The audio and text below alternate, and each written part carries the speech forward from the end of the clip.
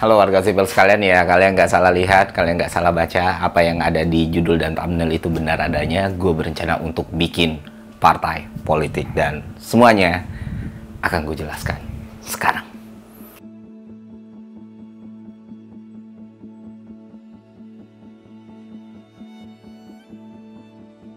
Jadi hari itu gue ngerasa bosen banget, kerjaan gue udah beres, editan gue udah beres, tulisan gue udah beres, laporan gue udah beres, dan ya seperti orang yang lagi bosan kebanyakan, gue akhirnya memutuskan untuk buka media sosial.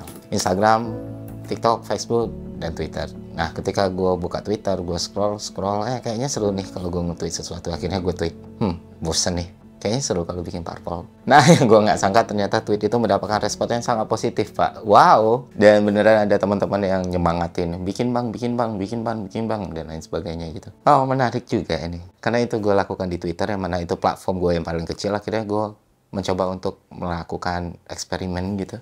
Gimana kalau ini gue bawa ke platform gue yang lebih besar kayak Instagram. Ya, akhirnya gue putuskan untuk men-screenshot tweet itu, gue taruh di Instagram. Dan hasilnya lebih rame lagi, Pak. 23.000 likes, 600 lebih komentar. Dan tanggapannya positif semua. Seakan-akan mereka bersemangat. Dan seakan-akan itu bener-bener gue pengen wujudin gitu.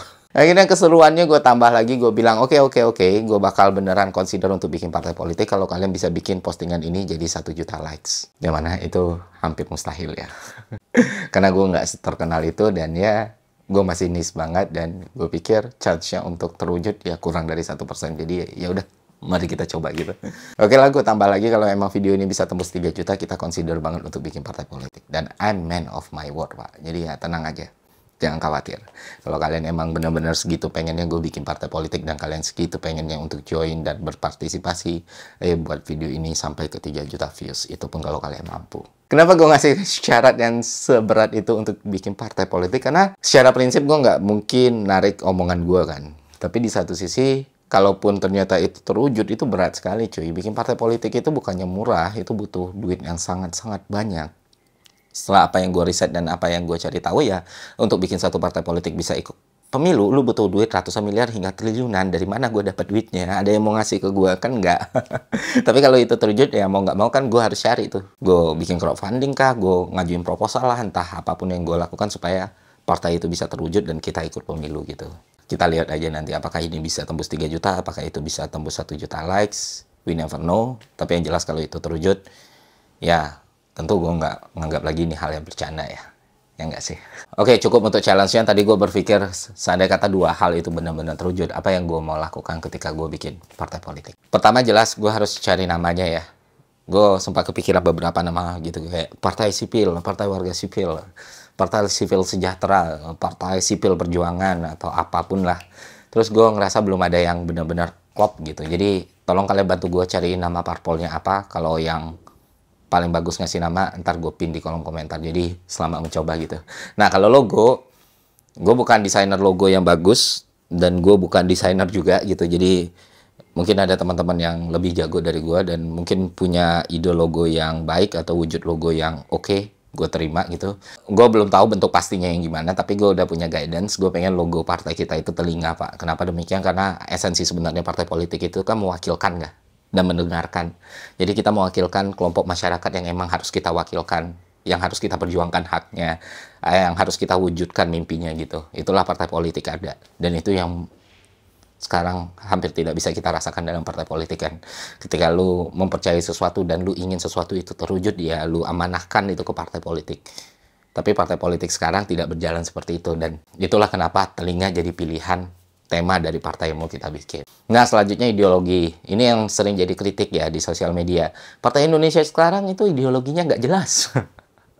Tapi kalau kita baca peraturan ya, kita baca hukum yang berlaku di Indonesia, ternyata emang itu udah diikat, Pak. Jadi kalau lu buka Undang-Undang Nomor 2 Tahun 2011 itu dinyatakan secara eksplisit, satu-satunya ideologi yang diperbolehkan untuk diusung oleh sebuah partai politik itu ya Pancasila. Jadi ruangnya emang terbatas. Gue setuju, maka dari itu udah jelas. Ya, makanya nggak mungkin ideologi yang lain. Tapi untuk mewujudkan cita-cita Pancasila, partai kita bakal mengusung konsep yang namanya welfare state. Jadi mungkin kalian bisa cari tahu lebih dalam apa itu welfare state. Intinya, negara itu memainkan peran kunci dalam perlindungan dan promosi kesejahteraan ekonomi dan sosial warganya. Ini melibatkan distribusi pendapatan dan penyediaan layanan sosial seperti pendidikan, perawatan kesehatan, dan perlindungan sosial. Tujuannya adalah untuk menciptakan kondisi di mana semua warga negara memiliki kesempatan perjuangkan untuk mencapai kesejahteraan yang memadai tanpa memandang latar belakang ekonomi mereka. Dasar dari welfare state itu sendiri adalah solidaritas, di mana warga yang lebih mampu secara ekonomi membantu mendanai layanan dan dukungan bagi mereka yang membutuhkan, dengan tujuan akhir menciptakan masyarakat yang lebih setara, adil, dan sejahtera. Nah, itu yang mau kita usung gitu.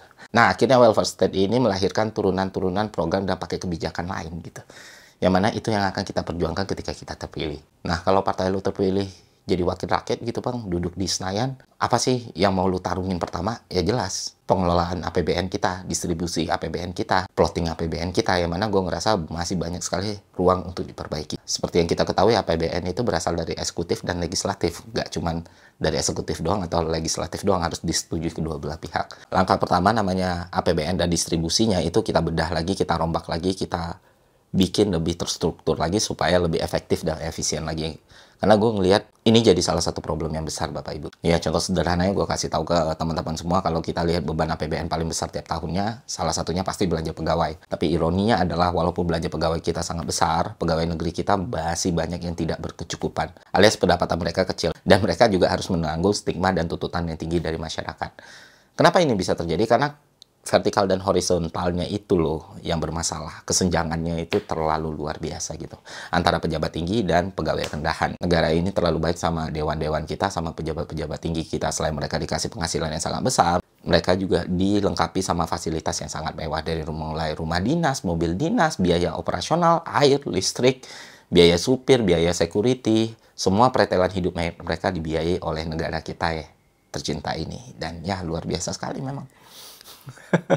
Lu bayangin kalau biaya-biaya ini, kos-kos ini kita copot dan kita alihkan ke sesuatu yang lebih berguna, jelas ini memberikan dampak langsung buat masyarakat. Karena apa? Karena di berbagai negara lain nggak ada yang separah Indonesia ini, Pak. Memang penghasilan mereka besar, tapi fasilitas mereka nggak segitu mewahnya. Dan gue pikir semua fasilitas dan kemewahan ini akhirnya melahirkan budaya feodalisme dalam birokrasi kita, di mana semakin tinggi jabatan seseorang, semakin dia ngerasa dirinya raja gitu. Dan itu bakal lo temukan di instansi manapun, dan ini harus segera kita copot. Dan untuk melakukan itu jelas bukan hal yang mudah ya. Walaupun nanti partai yang kita bikin ini masuk Senayan, belum tentu itu bisa jadi kejadian. Untuk itu kita nggak cuma butuh sekedar masuk, kita butuh menang secara mutlak. Kenapa demikian? Karena mereka nggak akan mengizinkan kita mencopot kemewahan-kemewahan yang udah mereka rasakan gitu. Ya fasilitas mereka kita beredelin semua, jadi ya udah. Alokasi anggaran operasional yang tiap hari menggerogoti APBN kita ini bisa kita alihkan ke hal yang lebih baik dan lebih bermanfaat buat masyarakat secara keseluruhan. APBN juga jadi penting ketika kita melihat bagaimana 20% dana APBN kita untuk pendidikan, tapi di sisi yang lain UKT semakin mahal, masyarakat putus sekolah semakin tinggi, guru dan tenaga pendidik serta dosen itu digaji masih kecil Pak. Yang mana gue pikir kesejahteraan guru dan dosen itu penting ya. Kenapa demikian? Karena kalau guru dan dosen bisa jadi profesi yang settle dan dilihat sebagai profesi yang menjanjikan, tentu putra-putri terbaik bangsa kita atau talent-talent terbaik kita juga mempertimbangkan tenaga pendidik sebagai pilihan karir yang menjanjikan. Tapi kan sekarang enggak, makanya ya orang ngapain jadi guru, gajinya kecil, mending jadi yang lain. Itulah yang terjadi dalam masyarakat kita. Nggak usah muluk-muluk, dua hal ini aja yang dikerjain duluan, itu efeknya bakal langsung terasa buat masyarakat gitu.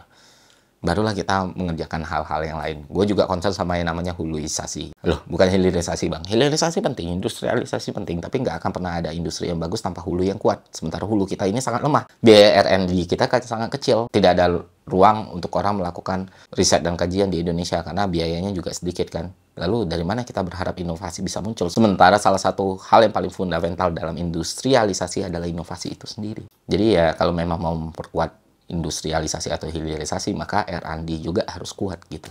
Itulah yang tidak didengungkan oleh para politisi kita atau partai politik kita, dan di sini kita bakal ngambil peran. Dan terakhir teman-teman, yang harus teman-teman ketahui, kalaupun gue bikin partai politik, tujuannya itu bukan untuk keren atau dipuja-puji di Twitter. Gue juga nggak akan bikin partai politik yang idealis sesuai dengan term yang selama ini dipahami oleh banyak orang. Tujuan gue bikin partai politik ya untuk menang, dan supaya menang gue akan melakukan segala cara untuk memastikan itu. Kenapa demikian? Karena cuma dengan menang lu bisa memberikan manfaat lebih banyak buat orang lain. Kalau kalian berpikir, jadi kalau kalian tertarik gabung ke partai yang mau gue buat dan berpikir ini akan jadi partai yang idealis, ya mending cari partai lain aja.